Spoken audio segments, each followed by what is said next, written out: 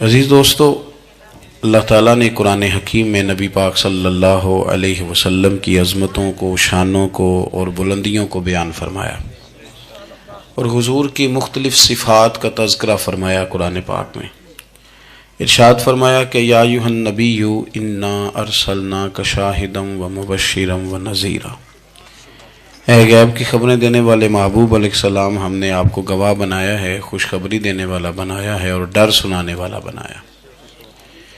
پھر ارشاد فرمایا کہ وداعیا الی اللہ باذنہ وسراجا منیرا، اور ہم نے آپ کو اللہ کی طرف دعوت دینے والا بنایا اور اللہ کے حکم سے اللہ کی طرف دعوت دینے والا بنایا، وسراجا منیرا، اور آپ کو چمکتا ہوا آفتاب بنایا۔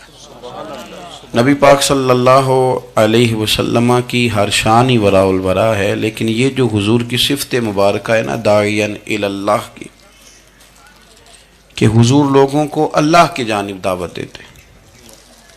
نبی پاک صلی اللہ تعالی علیہ وسلم بندوں کا اپنے رب سے رشتہ جوڑتے، گھبرائے ہوئے لوگوں کو، پریشان لوگوں کو، اور جو لوگ سمجھتے تھے کہ شاید ہم کوئی دنیا کے کمزور لوگ ہیں اور یہ مالدار اور یہ اقتدار والا آدمی ہی بڑا ہے، ان سب کو حضور نے مایوسیوں سے نکالا، اور اللہ کے رسول صلی اللہ علیہ وسلم نے یہ سبق پڑھایا کہ تم سب حضرت آدم کی اولاد ہو۔ عربی کو اجمی پر، گھورے کو کالے پر کوئی فضیلت حاصل نہیں۔ لوگوں کی ہر پریشانی حضور نے نکال کے ان کا رجوع ان کے رب کی طرف کرایا۔ ہمارے ہاں یہ ہوتا ہے کہ انسان کو پریشانی کوئی بھی ہو اسے سکون نہیں لینے دیتی، وہ کوئی بھی ہو۔ محفل میں کسی بندے کا بٹن ٹوٹ جائے نا، یہ گلے کا، تو کوئی دیکھے نہ دیکھے اس بیچارے کی ساری توجہ بٹن پہ رہتی ہے، میرا بٹن ٹھیک نہیں۔ کسی بندے نے کپڑے صاف نہ پہنے ہوں تو آپ اس شخص سے کہیں کہ تجھے کچھ لوگ ملنا چاہتے ہیں، تو وہ اگرچہ اس کے پاس پی ایچ ڈی کی ڈگری ہے، ڈھیر سارا مال ہے، وزادار ہے، صاحب عزت ہے، لیکن وہ کہتے یار میرے کپڑے نہیں ٹھیک، تو میں کوفت محسوس کر رہا ہوں، ذرا میں اپنے آپ کو تھوڑا سا نہا دھو لوں، فریش کر لوں، پھر میں چلتا ہوں۔ آپ کے ظاہری جسم پر ایک آدھ دھبا ہو تو وہ آپ کو سکون نہیں لینے دیتا، اور اگر دھبے باطن پہ لگ جائیں،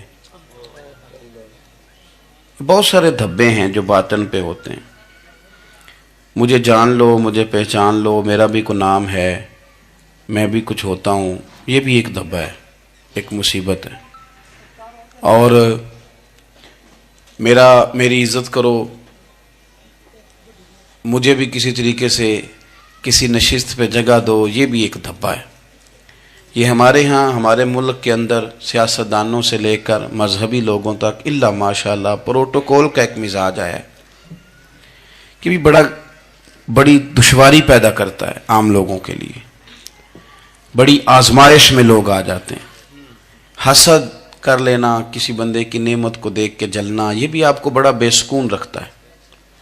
تکبر کرنا کہ میں کوئی چیز ہوں اور باقی کو تھوڑے سے مجھ سے چھوٹے ہیں، یہ سارے دھبے، یہ ساری نقصان کی چیزیں۔ اور نبی پاک صلی اللہ علیہ وسلم نے تعریف یہ بیان کی، فرمایا ما حاک فی صدرک، یہ جو تیرے گناہ ہیں یہ تیرے سینے میں کھٹکیں گے، یہ تجھے بے چین رکھیں گے، یہ کانٹے کی طرح چبھیں گے۔ تو جتنے مرضی اچھے کپڑے پہن لے، جتنی مرضی اونچی جگہ بٹھا دیا جائے، اگر تیرے اندر کوئی روگ ہے وہ تجھے سکون سے نہیں جینے دے گا۔ رسول کائنات صلی اللہ علیہ وسلم نے نا لوگوں کی توجہ رب کریم کی جانب لگائی۔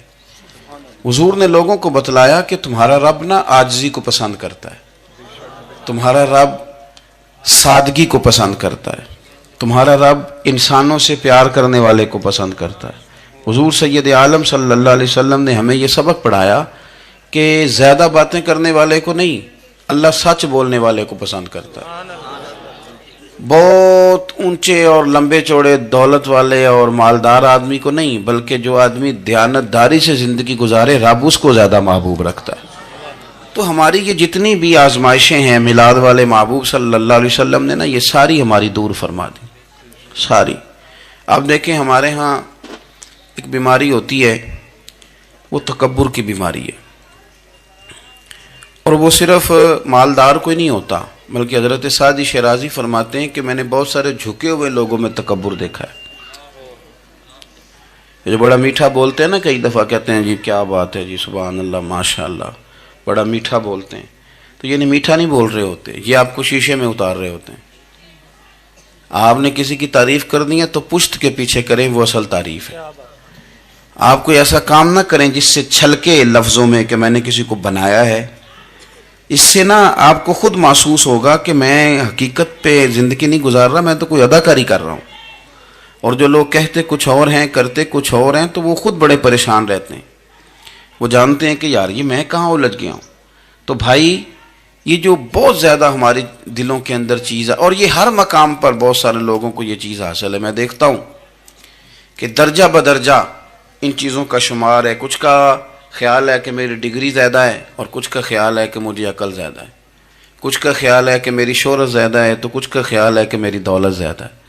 آہستہ آہستہ وہ الجھاؤ پیدا ہوتا ہے.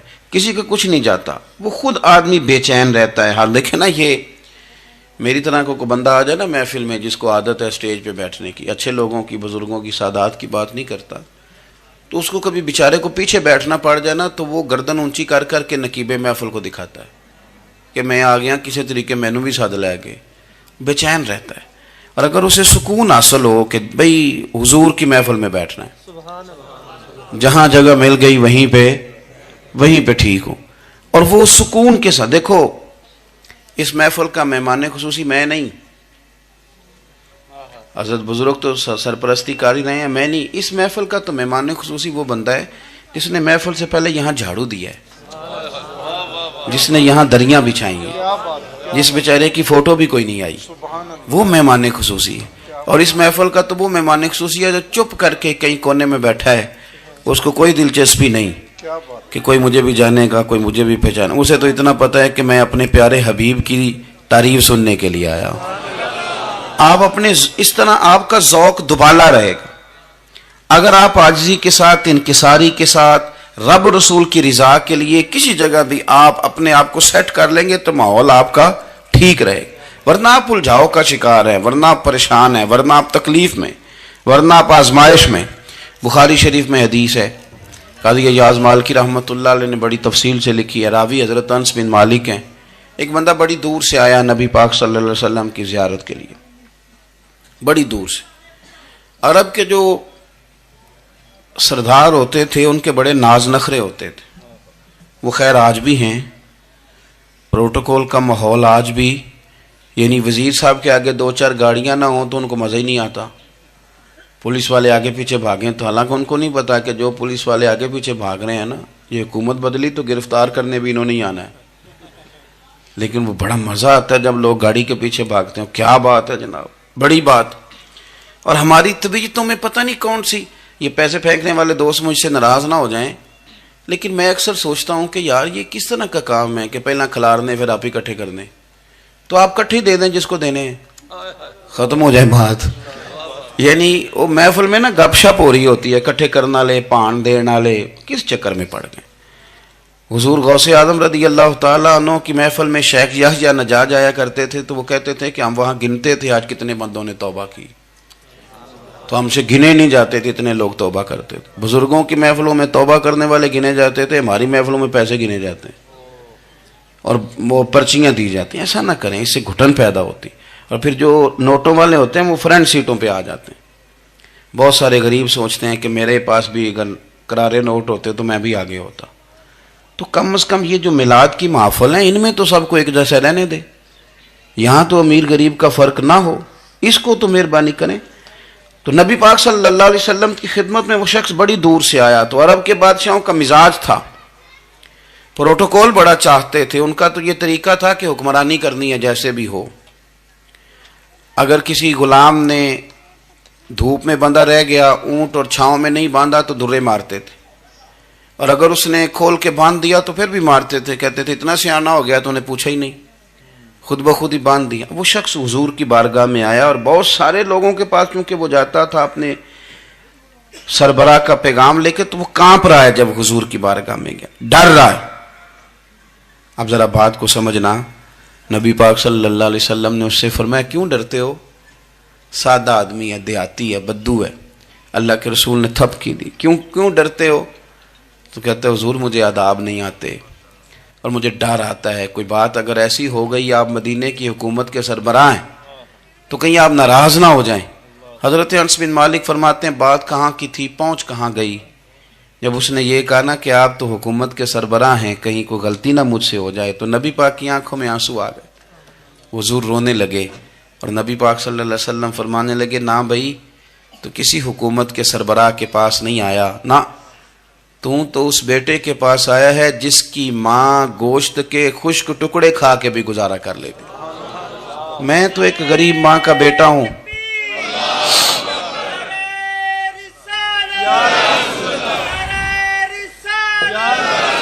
بھائی اگر آپ کا یہ ذوق بن جائے، دیکھو نا آج تو لوگ بھول جاتے ہیں نا، کپڑے بدل لیتے ہیں تو وہ سمجھتے ہیں کہ شاید سارا کچھ ہی بدل گیا. یعنی گاؤں سے آ کر پڑھنے والے بھول ہی گئے ہیں کہ کس کی ماں نے کتنا زیور بیچا تھا. لوگ بھول جاتے ہیں چیزوں کو. اپنے ماضی کو یاد رکھیں. آپ لوگوں کے ساتھ پیار کریں، آپ لوگوں کو موقع دیں، آپ تھوڑی سی اور کوشش کریں اس شخص تک جانے کی جو آپ کو مایوس نظر آ رہا ہے، پریشان نظر آ رہا ہے. یہ ہمیں میلاد والے محبوب صلی اللہ علیہ وسلم نے درس دیا. ایک اور پہلو، حضور سید عالم صلی اللہ علیہ وسلم نے، ہمارے ہاں نا ابھی بھی برادری کی تقسیم ہے، ابھی بھی، اور کچھ میں نے ایسے کمزور لوگ بھی دیکھے. یہ اس طرح کی حرکتیں ہارے ہوئے لوگ کرتے ہیں. ہارے ہوئے لوگ جو اپنے آپ کو سمجھتے ہیں کہ میں کوئی بڑا آدمی ہوں. بڑا آدمی تو اپنے اخلاق سے ہوتا ہے، اپنے کردار سے ہوتا ہے، اپنی سخاوت سے ہوتا ہے، لوگوں سے پیار کرنے سے ہوتا ہے. باقی یہ کہ بیٹھ کے کہانی سنانا کہ میں بڑا کچھ کرتا ہوں، تو جو کچھ کرتا ہوتا ہے اسے سنانے کی کوئی ضرورت ہے. ایک اور بہت سارے لوگ آپ تعزیت کرنے جائیں نا والد کے انتقال کے بعد، تو ان بیچاروں کو بتانا پڑتا ہے کہ ابا جی میرے بغیر دوائی نہیں کھاتے تھے. تو میں کہتا ہوں اگر تیرے بغیر نہیں کھاتے تھے پھر بتانے کی ضرورت نہیں، پھر تو سارے گاؤں کو پتا ہوگا کہ تیرے بغیر نہیں کھاتے تھے. اور اگر کوئی دال میں کالا ہے تو پھر تیری وضاحت کوئی بندہ قبول نہیں کرے گا. تو آپ کو بتانا کیوں پڑ رہا ہے اور آپ بار بار اس بات کا ذکر کیوں کر رہے ہیں کہ ہم بہت بڑے قبیلے کے ہیں؟ صاحب اگر آپ بڑے قبیلے کے ہیں تو پتہ ہوگا سارے علاقے کو آپ کتنا لوگوں کا خیال کرتے ہیں، آپ کس قدر محبت کرتے ہیں، آپ کا انداز کریمانہ کس طرح کا. پھر آپ کو بتانے کی کوئی ضرورت نہیں ہوتی، پھر خود بخود خبر ہوتی. حضرت سیدنا ابو ذر غفاری رضی اللہ تعالیٰ عنہ، قبیلہ بنو غفار ایک بڑی شاخ تھی قبیلوں میں سے. جو لوگ اس زمانے میں مالدار قبیلوں سے تعلق رکھتے تھے ان میں سے ایک بڑا نام تھا. ساری زندگی چودراہٹ کی، لیکن میلاد ایک انقلاب کا نام ہے. میں میلاد منانے والے دوستوں سے گزارش کرتا ہوں کہ آپ ہر سال میلاد منائیں اور ہر سال میلاد کے بعد آپ تھوڑے بدل بھی جائیں، یعنی تھوڑے سے بدل جائیں. کچھ لوگ کہیں یار یہ داڑھی میں نے نا 12 ربیع الاول والے دن رکھی تھی، یہ میری میلاد والی داڑھی ہے. اور داڑھی رکھیں بھی نبی پاک کی مرضی کی. کس کی مرضی کی؟ نہ ناراض ہو جائے جی میں ٹور چلا بس. کس مرضی کی جی؟ اپنی مرضی کے نہیں. داڑھی کا وزن کو نہیں ہوتا کہ پوری مٹھی رکھیں گے تو آپ کو کوئی دقت ہوگی، کوئی وزن نہیں. پوری رکھیں، جو حضور کا طریقہ مبارکہ ہے جو ہمیں ملتا ہے اس پر آپ توجہ فرمائیں. تو میں جو بات عرض کرنے جا رہا ہوں وہ میلاد انقلاب ہے. حضور سید عالم صلی اللہ علیہ وسلم کی بارگاہ میں آنے سے پہلے لوگ کچھ اور ہوتے تھے اور یہاں سے ہو کے جاتے تھے تو پھر ان میں تبدیلی آتی تھی. میں سارا دن کرامتیں سناؤں نا کسی کو اپنے پیر صاحب کی اور اپنے گھر میں بھی کہ میرے حضرت بڑے، میرے استاد بڑے، لیکن بیوی کے ساتھ اگر میں ترش لہجے میں بات کروں گا تو وہ کہے گی اے سکھاندے نے تینوں پیر صاحب.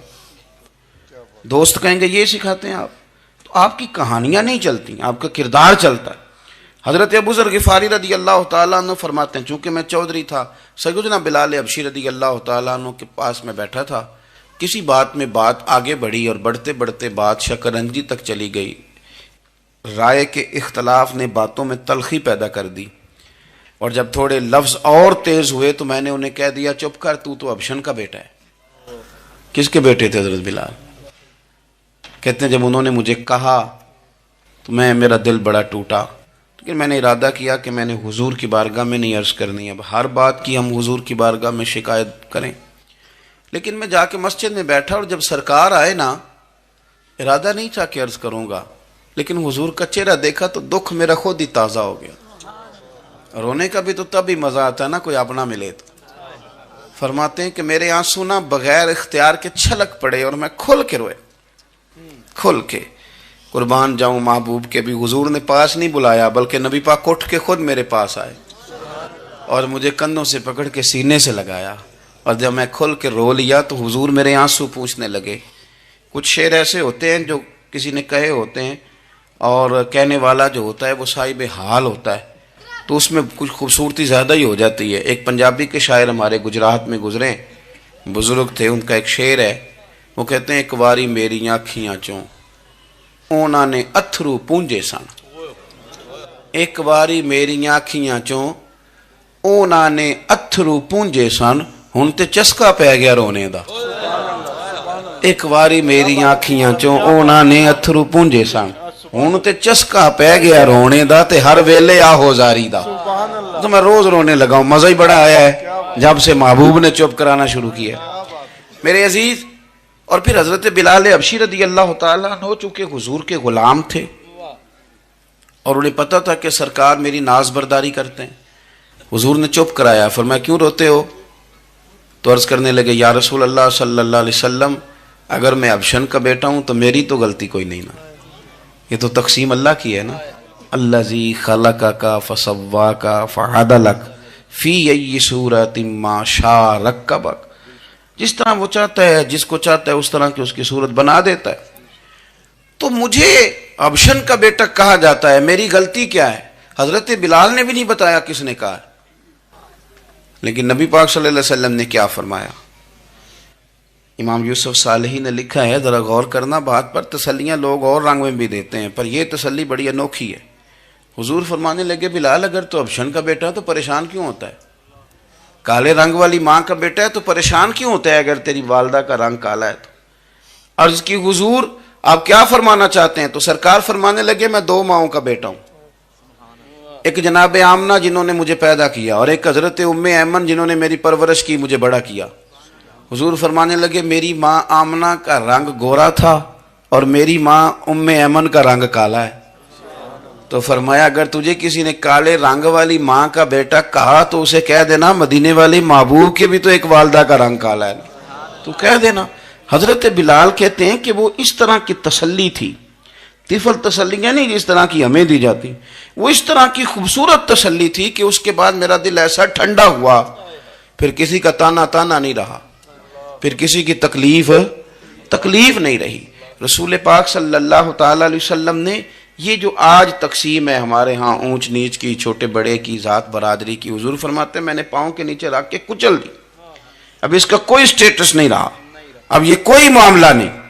پھر میرے بھائی ایک معاملہ ہمارے اندر جو اور بڑی شدت کے ساتھ آیا ہے اور جس نے بڑا زور پکڑا ہے وہ یہ ہے کہ ہم نا پڑھے لکھے لوگوں سے معذرت کے ساتھ, پڑھے لکھے لوگوں کا بھی ایک مسئلہ ہے, وہ دوسروں کو جاہل کہنا ضروری سمجھتے ہیں, الا ماشاء اللہ.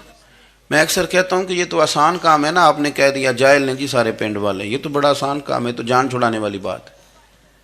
ان پڑھ ہیں جی اس قوم دا کچھ نہیں بن سکتا, بھی تو آسان کام ہے, جان چھوٹ گئی. میں بھی کھڑا ہوتا ہوں نماز جنازہ کی امامت کرنے کے لیے, کبھی تو کہہ دیتا ہوں کہ جناب آج لوگوں کو نماز جنازہ کی دعا نہیں آتی, تو سوچتا ہوں کہ اگر کسی نے کھڑا کر کے پوچھ لیا کہ آپ نے کتنے لوگوں کو یاد کرائی ہے, ہم نے کبھی کہا کہ آؤ بیٹھو یاد کراؤں, تو اس کا جواب کیا ہے؟ تنقید کرنا آسان کام ہے اور تعمیر کرنا یہ مشکل مرحلہ ہے. عزیز دوست, ہمارے ہاں نا ان پڑھ بندے کے ساتھ اور اس بندے کے ساتھ جس کی سوچیں محدود ہیں ہمارا رویہ اتنا تلخ ہوتا ہے. بھئی مزہ تو تب آتا ہے نا جب آپ کو, کچھ لوگ کہتے ہیں میں اچھے کے ساتھ اچھا ہوں, تو اچھے کے ساتھ تو ساری دنیا اچھی ہوتی ہے, آپ نے اس میں کیا کمال کیا؟ حضور سید عالم صلی اللہ علیہ وسلم نے تو فرمایا اس کے ساتھ جوڑو جو تمہارے ساتھ توڑ رہا ہے, جو سخت رویہ اختیار کرے, سخت. بخاری مسلم میں حدیث ہے, حضرت عمر فاروق رضی اللہ تعالیٰ عنہ, حضرت انس بن مالک فرماتے ہیں کہ حضور سید عالم صلی اللہ علیہ وسلم گزر رہے تھے اور سرخ رنگ کی نہ نجرانی دھاری دار چادر سرکار نے اوڑھ رکھی تھی. ایک بدو آ گیا, اس نے کیا کیا کہ حضور کی مقدس چادر کو پکڑ کے کھینچا، اور اس زور سے کھینچا کہ گردن مبارک پہ نشان پڑ گیا۔ زور سے دروازے پہ دستک دے دینا بھکاری، تو اسے خراش رات کوئی نہیں ملتی، البتہ جھٹکیاں دو چار ضرور مل جاتی۔ توڑنا ہے دروازہ، خیرات لینے آیا کہ تو قرضہ لینے آیا؟ اس نے آ کر کے زور سے چادر کو کھینچا، مقدس گردن پہ نشان پڑ گیا۔ سرکار نے رخ انور پھیرا، کہتا پتہ کیا ہے، میں غریب آدمی ہوں، کچھ مانگنے آیا ہوں۔ بھئی تو گلے میں چادر ڈال کے مانگے گا؟ لیکن یہ آپ کا کمال ہے، یہاں اب آپ کے علم کا، آپ کے حوصلے کا، ظرف کا پتہ چلتا ہے۔ کھینچی چادر، کچھ مانگنے آیا ہوں، اور صحیح بخاری کے لفظ یہ ہیں کہ فَالْتَفَتَ إِلَيْهِ فَضَحِكَ، جب محبوب نے اس کی طرف توجہ کی، اس کی بات سنی، اس نے گلے میں چادر ڈال کے کھینچا ہے، نشان ڈال دیا ہے، لیکن جب حضور نے توجہ کی تو فَضَحِكَ، نبی پاک نے مسکرانا شروع کر دیا، حضور مسکرائے، یعنی چادر ڈال کر کھینچنے والے۔ اور یہ چیز آپ کو بڑا کر دے گی، آپ یقین کریں، آپ کو کسی نے برا کہا تو آپ نے ڈبل برا کہا تو آپ تانگ ہوں گے۔ ہنڈیا جب جلتی ہے تو اس کے کندھے، ابلتی ہے تو اس کے کندھے جل جاتے ہیں۔ آپ کسی کو اینٹ کا جواب پتھر سے دے کے پریشان ہوں گے، لیکن اگر آپ نے کہہ دیا نا چل یار موج کر، ہور کر لے دو گلا، اور آپ ہنسیں، یہ بڑی پاکیزہ سزا ہے دشمن کے لیے، بڑی صاف ستھری۔ جتن جتن تے ہر کوئی کھیڑے، ہارن کھیڑ فقیرہ، جتن جتن تے سارے لوگ کر دینا کام جتنے والا، میں نے جیتنا ہے۔ تو درویش کہتے ہیں جتن جتن تے ہر کوئی کھیڑے، تو ہارن کھیڑ فقیرہ، اوے جتن دا مل کوڈی پیندائی، ہارن دا مل ہیرا، ہارن دا مل ہیرا۔ کبھی کبھی ارادہ کریں چل کوئی بات نہیں، کر لے یار، پھر کیا ہے۔ اور یہ کام آئے گی چیز بہت زیادہ۔ حضور صلی اللہ علیہ وسلم سے کہنے لگا کچھ مانگنے آیا ہوں، تو اب حضور نے کیا فرمایا؟ فرمایا ایک دو چار بکریاں نہیں، دو پہاڑیوں کے درمیان جو ریوڑ ہے نا بکریوں کا، اجڑ، فرمایا سارے اس کو دے دو۔ اب اس نے وہاں تو کوئی جملہ نہیں کہا، گھر چلا گیا اپنے گاؤں قبیلے، اور وہاں جا کے لوگوں سے کہنے لگا سارے ادھر بیٹھے ہو، جاؤ دوڑ جاؤ مدینے جا کے مصطفیٰ کا کلمہ پڑھو۔ کہنے لگے وہ تو اتنا دیتے ہیں کہ غربت کا ڈر بھی دور ہو جاتا ہے۔ تو نبی پاک صلی اللہ علیہ وسلم کا ان لوگوں کے ساتھ جو ان پڑھ ہیں، جو ساتھ ہیں، آج ہمارے بچے اپنے ابا جی کو بھی کہہ دیتے ہیں تسی پڑھے نہیں، ان دور بدل گیا ہے۔ میں ایک شادی کی تقریب میں جا رہا تھا، میرے آگے آگے والد صاحب کو بیٹا سمجھا رہا ہے، کہتے ابا جی ہن نہ اتنے جا کے نہ میٹھے چولاں تے سالن پا کے نہ کھایا جی، بندہ ماڑا لگتا ہے۔ میرا پیار تھا اس خاندان سے، میں نے اس بچے کو تھپکی دے کے کہا، میں کہ پتر تو ذرا لیٹ ہو گیا، جلدی ہوندا تے نہ سارے سیانے ہونا سی۔ یہ ہمارے بچے اب بجائے اس کے کہ وہ قائل کریں، کتنا آپ نے غلط جملہ کہا کہ ابا جی آپ پڑھے ہی نہیں، آپ نے کتنی غلط بات کر دی۔ امام اعظم ابو حنیفہ رحمۃ اللہ علیہ کا ایک شاگرد تھا، وہ تقریر اچھی کرتا تھا، تو امام صاحب رحمۃ اللہ علیہ کی والدہ فرمایا کرتی ہیں ابو حنیفہ جا اس سے جا کے یہ مسئلہ پوچھ کے آ۔ تو امام صاحب فرماتے ہیں اماں میں نہ بتا دوں، تو اماں کہتی تو تے بچہ تینوں کی پتہ ہوئے، حالانکہ وہ شاگرد ہے۔ تو امام صاحب پھر اس کے پاس جاتے، اس کو جا کہتے سوال کا جواب، تو کہتا استاد جی مجھے کیا پتہ ہے، آپ کو پتہ ہے ان مسئلوں کا؟ تو آپ فرماتے یہ میں پہلے تجھے بتاتا ہوں اس کا جواب، پھر تو مجھے بتا، اور پھر میں تیرا نام لے کے اپنی اماں کو مطمئن کروں گا۔ اس لیے کہ ماں باپ کو دلائل نہیں دیے جاتے، انہیں راضی کیا جاتا ہے۔ اور میں بچوں سے گزارش کروں گا ابا جی کو پیسے بھی دیں، اماں جی کے وہ کپڑے بھی لے کے دیں، لیکن ضروری یہ ہے کہ ان کو وقت دیں، ان کے پاس بیٹھیں، ان سے مشورہ کریں، ان کو آپ کے وقت کی ضرورت ہے۔ بڑھاپے میں اس طرح کا ماحول نہ بنا دیں کہ وہ ایک کونے میں بیٹھے ہیں، کوئی پوچھتا ہی نہیں، اس طرح نہ کریں۔ ہم تو اس طرح والدین سے رویہ کرتے ہیں جیسے MBBS ڈاکٹر رات کو وارڈ میں آتا ہے اور دو تین اس کے ساتھ سٹاف کے لوگ ہوتے ہیں، اور وہ کہتا ہے دوائی کھا لی ہے، طبیعت اب کیسی ہے، بلڈ پریشر ٹھیک ہے، یہ میں نے دوائی بدل دی ہے۔ یہ کیا رویہ ہو؟ آپ ان کو وقت دیں۔ وہ جس طرح آپ چھوٹے تھے تو وہ لاڈ لڑاتے تھے، پیار کرتے تھے، آپ بھی تھوڑا قریب بیٹھیں، اور آپ دیکھیں آپ کو اللہ تعالیٰ اس کی برکت سے کتنی رحمتیں عطا فرماتے۔ تو کسی کو جاہل کہنا، ان پڑھ کہہ دینا۔ ایک حدیث اور سن لیں، بات کو ختم کرتا ہوں۔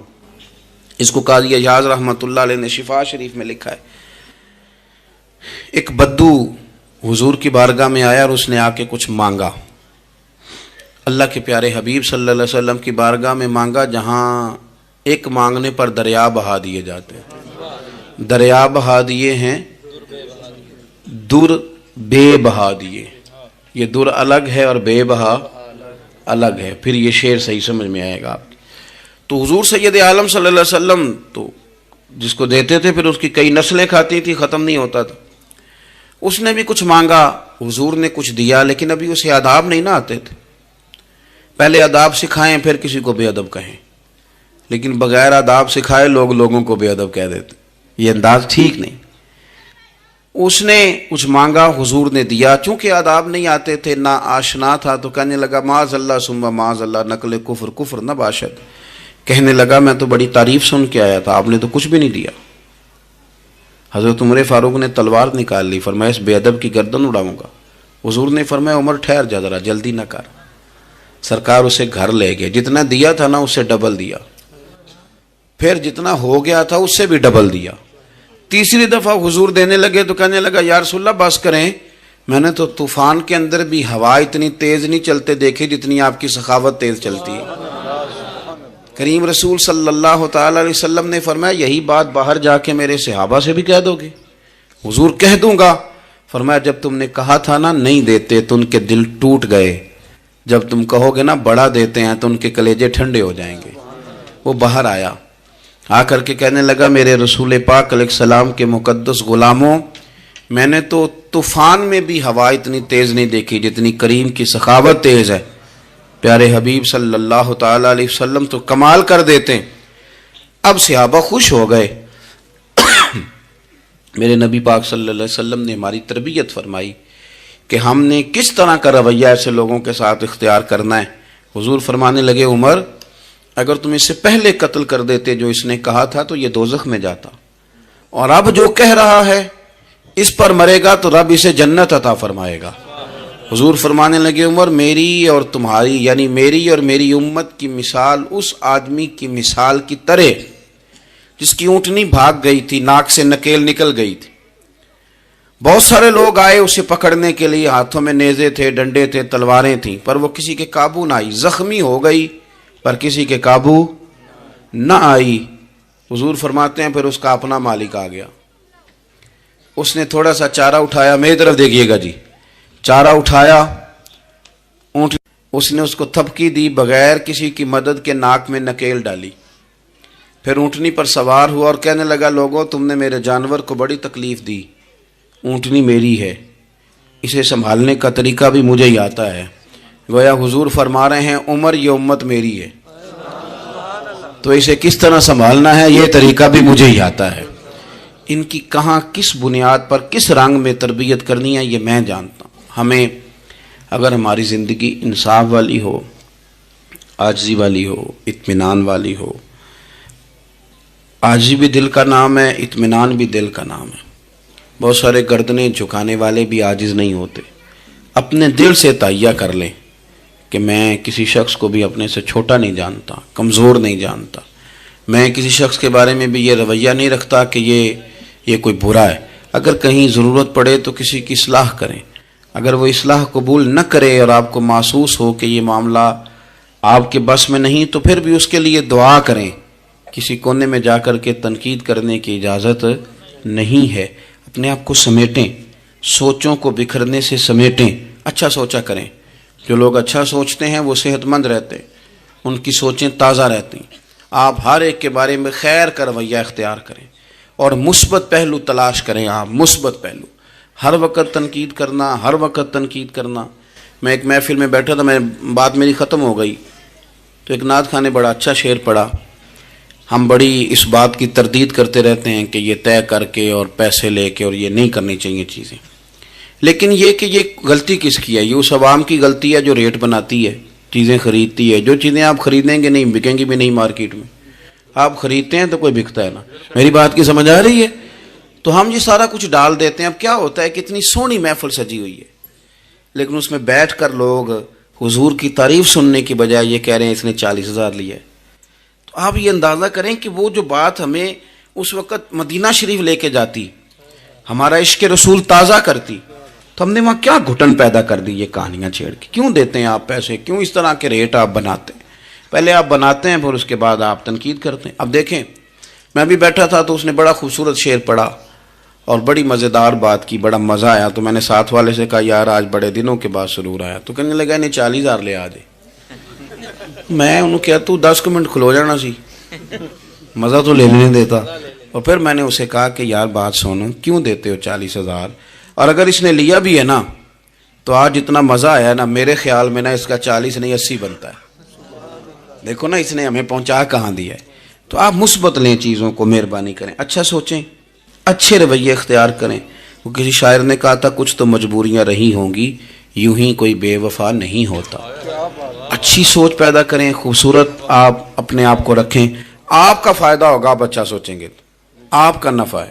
ورنہ بکھری ہوئی سوچوں والے لوگ تو بیچارے سویرے کچھ ہوتے ہیں, دوپہر کو کچھ ہوتے ہیں, شام کو کچھ اور ہوتے ہیں, اور تیزی سے وہ لوگ بکھر جاتے ہیں.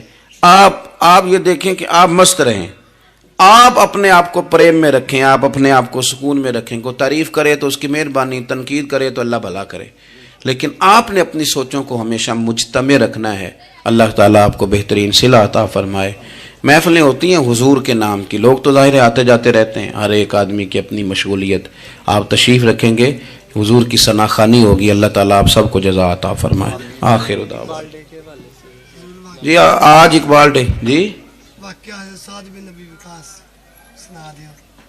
نہیں وہ کون سا واقعہ ہے, وہ تو نہیں, ان کے تو کئی واقعات ہیں. چلے میں بات کرتا ہوں, آپ تشریف رکھیں جی, میں بات کرتا ہوں. میں تو اپنی طبیعت کے مطابق بات کر چکا ہوں جتنی کو میں کیا کرتا ہوں, لیکن ایک بات عرض کرتا ہوں آپ کی خدمت میں. ایک تو یہ کہ آج اقبال ڈے. علامہ اقبال جو ہیں وہ اسلام کے اور صوفیاء کے اور اہل محبت کے بہترین ترجمان ہیں. انہوں نے لوگوں کو رخ جو ہے وہ نبی پاک صلی اللہ علیہ وسلم کی محبت کی جانب پھیرا ہے. تو اقبال سے پیار کرنا اور ان کی تعلیمات کو دیکھنا یہ بھی بڑی کمال بات. ایک بات مجھے یاد آ رہی ہے حضرت سعد بن ابی وقاص کے, بہت ساری باتیں ہیں, میں سمجھ نہیں پایا کہ کس بات کی طرف میرے بھائی نے اشارہ کیا ہے. آپ فرماتے ہیں میں ایک دفعہ قادسیہ کی جنگ کے لیے گیا تھا, تو اس بادشاہ جس سے ہماری جنگ تھی اس کے بارے میں معروف تھا کہ تاج بڑا قیمتی پہنتا ہے. ہوتے ہیں نا جی, ہمارے ملک میں بھی کچھ بادشاہ ایسے ہیں جو 6-6 کروڑ کی گھڑی پہن لیتے ہیں. حالانکہ آپ جتنا مرضی مہنگا جوڑا پہن لیں اب تعریف کوئی بھی نہیں کرتا. اب ختم ہو گیا دور, اب سارے وراء الورا. اب ہر بندے کی ڈیزائننگ بڑی شاندار ہے, جس کو بھی چھیڑ دیں. تو وہ تاج بڑا قیمتی پہنتا تھا, ہیرے لگائے ہوئے تھے. حضرت سعد بن ابی وقاص رضی اللہ تعالیٰ عنہ نے لوگوں سے کہا کہ اس کے تاج کا خیال رکھنا, مل گیا تو مال غنیمت میں فائدہ ہوگا. جنگ ہوئی شام کو, تاج اس کا کہیں ریت میں کھو گیا. لوگوں نے کچھ دیر ڈھونڈا, بادشاہ قتل ہو گیا, ملا نہیں. حضرت سعد بن ابی وقاص نے کہا چھوڑو سو جاؤ, اتنا بھی ضروری نہیں. فرماتے ہیں کہ میں اپنے خیمے میں چلا گیا تو ایک آدمی نے اندر آنے کی اجازت مانگی. میں نے کہا آ جاؤ. وہ آیا تو اس نے چادر کی اوٹ میں اپنا چہرہ چھپایا ہوا تھا, اور پھر اس نے جب وہ چادر کھولی تو اندر سے اس نے وہ ہیروں کا چمکتا ہوا تاج میرے سامنے رکھا. کہنے لگا میں گزر رہا تھا, گھوڑے کے پیر سے کچھ چیز ٹکرائی ہے, میں نے ریت کھودی ہے تو یہ نکل آیا. تو آپ فرماتے ہیں میں نے اسے کہا یار تو غریب آدمی لگتا ہے, تیرے کپڑے بتاتے ہیں. دامان توکل کی یہ خوبی ہے کہ اس پر پیوند لگے ہوتے ہیں پر دھبے نہیں ہوتے. تو غریب آدمی لگتا ہے. اس نے کہا جی میں جب آیا تھا تو بچوں کے لیے شام کا کھانا تھا, کسی پڑوسی سے ادھار کی گزارش کر آیا, لوٹ کے جاؤں گا تو اللہ خیر کرے. آپ فرماتے ہیں کہ وہ رکھ کے نا غریب آدمی, اتنی دیانتداری, اتنا اخلاص, چہرہ بھی چھپایا ہو. جب اس نے رخ پھیرا تو میں نے اسے کہا میاں نام ہی بتا دو, باپ کا نام اور قبیلے کا نام ہی بتا دو. کیسے اس نے رخ نہیں پھیرا, ادھر ہی چہرہ رکھا دروازے کے جانب. کہنے لگا حضور یہ کام میں نے آپ کے لیے نہیں کیا, یہ دیانتداری اور اخلاص میں نے آپ کے لیے یا شہرت کے لیے یا لوگوں کو بتانے کے لیے نہیں کیا. جس رب و رسول کے لیے میں نے یہ کام کیا ہے نا, وہ میرا نام بھی جانتے ہیں, باپ کا نام بھی جانتے ہیں اور قبیلہ بھی جانتے ہیں. انہیں پتہ ہے میں نے اللہ کی رضا کے لیے کیا ہے. تو جن کے لیے کیا ہے انہیں میری اس بات کی خبر ہے. اس لیے حضور نے فرمایا کہ اللہ نہ تمہاری جیب دیکھتا ہے نہ چہرہ دیکھتا ہے, وَلَٰكِن يَنْظُرُ إِلَىٰ قُلُوبِكُمْ, وہ جب دیکھتا ہے تمہارے دل دیکھتا ہے. تو اس پر توجہ رکھیں, یہ صاف ستھرا رہے تو بڑے سارے کام بن جاتے ہیں. اللہ عمل کی توفیق رفیق عطا فرمائے۔ آخر دعوانا الحمدللہ رب